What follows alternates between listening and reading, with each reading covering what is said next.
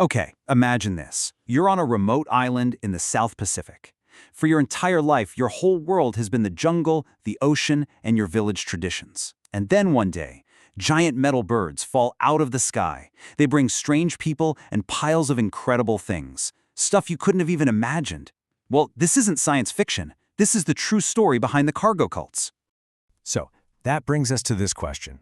Why on earth would you build an airplane out of straw? I mean, it sounds kind of crazy, right? But the answer tells us something really profound about one of the most incredible cultural collisions of the 20th century. This isn't just about a straw airplane. It's about how the human brain works when faced with something that feels like pure magic. To get to the heart of this, we're going to focus on one place, the island of Tanna and what is now the nation of Vanuatu. It's here that a spiritual movement kicked off, all centered around this mysterious figure they call John Frum. And they believe he's an American, a messiah who is going to return. And look at how specific these rituals are. We're talking about men marching every single day with rifles carved from bamboo. They've got USA painted right on their chests. They even raise an American flag. It's all part of this deep, powerful belief that if they do these things, John Frum will come back and bring the cargo, all the modern goods they once saw. So the big question is, how did a remote Pacific island start worshiping an American? Well, the answer, as it so often does, takes us back to the chaos and disruption of World War II. For the people of Tanna, this wasn't just some small change. It was like the world was completely remade overnight. The arrival of the American military in the Pacific was just an overwhelming cultural shock. I mean, for people who had lived in relative isolation for centuries, it would have been like aliens landing, bringing technology and wealth that was just totally beyond anything they could comprehend. Let's really pause on this for a second. Try to put yourself in their shoes. Your entire life revolves around what you can grow and what you can make. Your tools are wood and stone. Your idea of wealth is tied to things like pigs and community. And then all of a sudden, airstrips appear in the jungle, and these strangers are unloading endless crates of food, vehicles, and radios. And the sheer scale of this is just staggering. We're talking about 500,000 American soldiers passing through this region. That's more than 8 times the entire native population at the time. This wasn't just contact with the outside world, it was a total flood that changed absolutely everything. This timeline really captures the whiplash of it all. For centuries, life is one way. Then, for a few short years, there's this massive influx of people and stuff.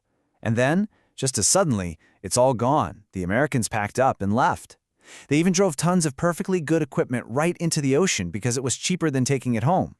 To the islanders, it was like a magical faucet had been turned on and then, just as mysteriously, turned off. And this is the absolute key to understanding all of this. If you have no concept of a factory, of mass production, of global logistics, what other conclusion could you come to?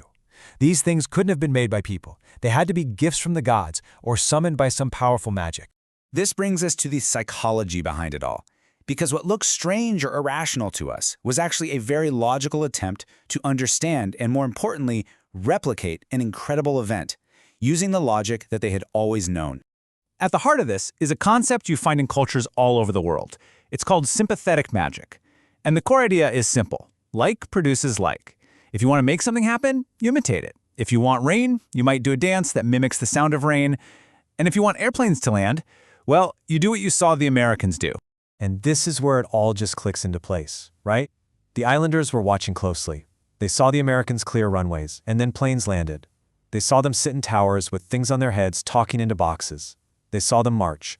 From their perspective, these weren't just jobs, these were the rituals that summoned the cargo. So they copied them perfectly. As anthropologist Kirk Huffman puts it, this was a spiritual interpretation of a technological event. They didn't see factories, they saw magic.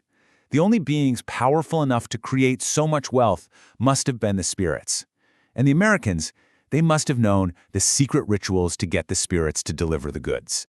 But the story doesn't just end there on those Pacific islands. The term cargo cult has taken on a whole new life. It's become this really powerful metaphor for a very specific kind of mistake we all make. The person who really brought this idea into the mainstream was the legendary physicist Richard Feynman.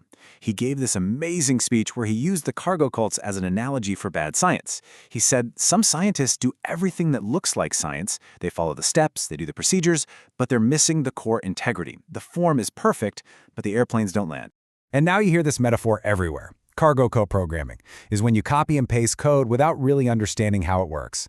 Cargo code management, that's when a company tries to copy Google by getting a foosball table, thinking that's the secret to success, instead of understanding the deep principles of their culture. It's all about copying the form, but missing the substance. So this is where we turn the mirror around. It's really easy to look at the Islanders story and see it as something exotic and strange. But the fundamental psychology behind it, that's something that is deeply human, and we all do it.